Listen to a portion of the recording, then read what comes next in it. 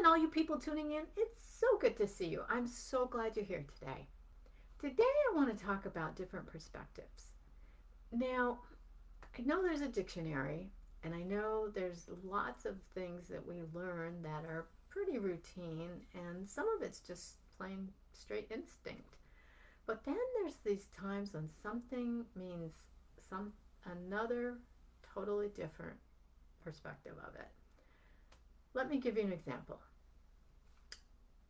I had a good friend of mine that I was living with, and I was doing the cooking, and I called him up for dinner, and he came rushing up the stairs, and he looked at me like very angry and upset, and I'm like, what's the matter? And he goes, I thought you said dinner was ready.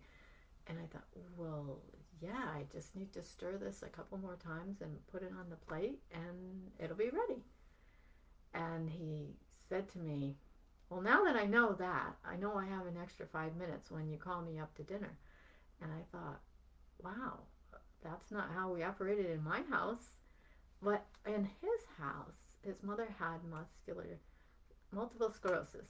And when she called him to dinner, the food was on the plate, steaming hot, and expected to run up and just sit down.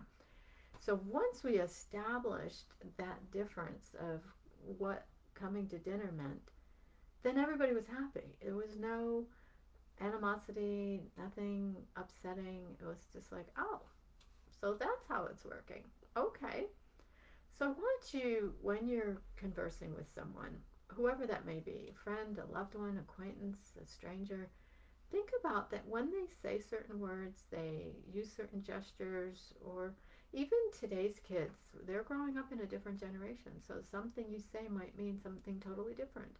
Or if you have a phrase that you mention, like sit anywhere because there's no Archie Bunker's chair, they might look at you like, who is Archie Bunker? And you're going to go, doesn't everybody know who Archie Bunker is? And the answer is no.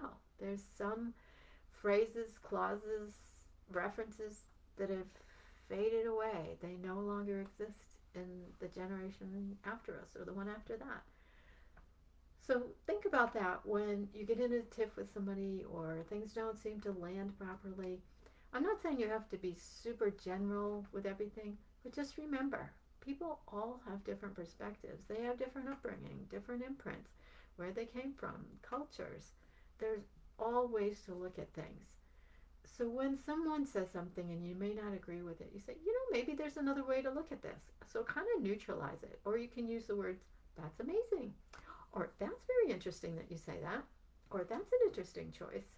So that you at least acknowledge them, and then you understand later or ask more questions. Well, why do you say that? Or why is that true? And then you can kind of bring it down to a much more calm and comfortable level. So that's a tip I have for you today. I'd love to hear your comments on that. Maybe you've had an incident, something that stirred you up, and then you found out later it was a totally innocent contract or situation. Take that and let me know how it worked in your life. All right, I'll talk to you soon. Bye for now.